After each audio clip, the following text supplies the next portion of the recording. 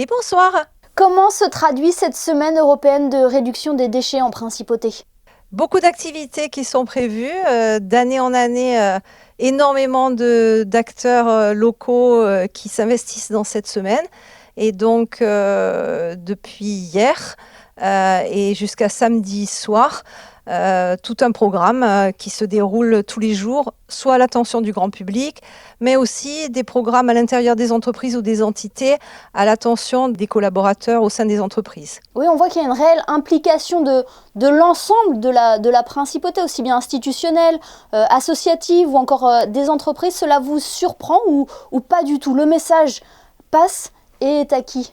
Le message passe. Oui, ça nous surprend, on est toujours étonnés et ravis surtout de voir que tous les acteurs rentrent dans ces démarches.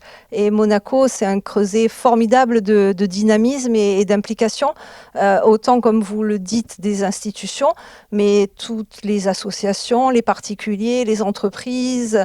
Donc c'est plein de dynamisme, plein de bonne volonté et surtout beaucoup d'idées très intéressantes que chacun propose. Alors le thème de cette année se porte sur le textile, c'est ça? L'idée, en choisissant ce thème, c'est durant toute une semaine de sensibiliser les jeunes et les moins jeunes à comment s'habiller mieux, de façon plus durable, comment aussi développer des économies circulaires autour de ces textiles.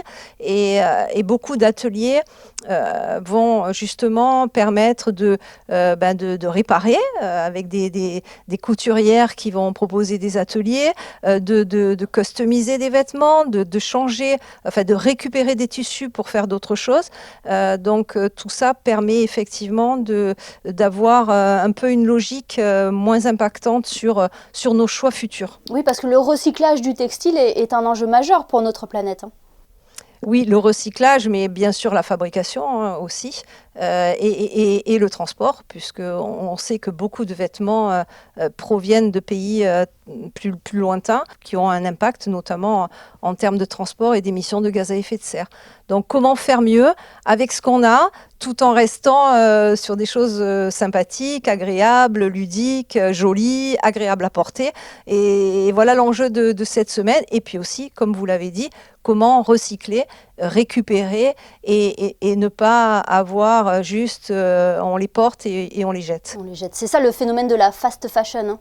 Exactement, je ne voulais pas employer ce mot anglais, mais vous l'avez fait pour moi, donc c'est exactement ça. On a l'impression que c'est déjà un petit peu dans les habitudes de la population de s'orienter vers la seconde main. On voit que même chez les plus jeunes, il y a un engouement extrêmement important, et à Monaco aussi, pour tout ce qui est seconde main, et qui finalement est en train de devenir, j'aime pas le mot mode, mais vraiment une habitude et une volonté de la part des consommateurs, de se diriger vers ça. Ils y trouvent du plaisir aussi. Donc il y a un enjeu environnemental, mais aussi ils y trouvent du plaisir, peut-être parce qu'ils trouvent aussi des vêtements de meilleure qualité et des modèles qui sont toujours très sympas et qui peuvent aussi customiser ou améliorer. Il y aura d'ailleurs une braderie organisée samedi par l'association Entre Parents. Un mot, Valérie Davenet, sur cette cocarde que vous portez à votre veste, quelle est sa signification ? Alors cette année, oui, la direction de l'environnement, nous avons souhaité réaliser cette cocarde avec SERD, gouvernement princier, direction de l'environnement.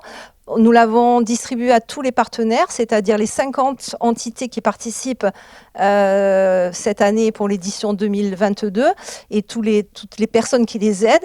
Ça va permettre de nous identifier et puis ça permettra aussi que le public identifie les porteurs d'action. Et chaque année, voilà, on refera ces cocardes avec des couleurs différentes. Nous avons créé un groupe, c'est un groupe extrêmement dynamique, tous les porteurs d'action, et c'est aussi un moyen d'avoir un signe commun qui montre notre envie de faire au mieux pour sensibiliser durant cette semaine. Et toutes les actions de cette semaine sont à retrouver sur le site officiel du gouvernement princier. Merci beaucoup Valérie Davenet d'avoir été avec nous ce soir. Merci beaucoup.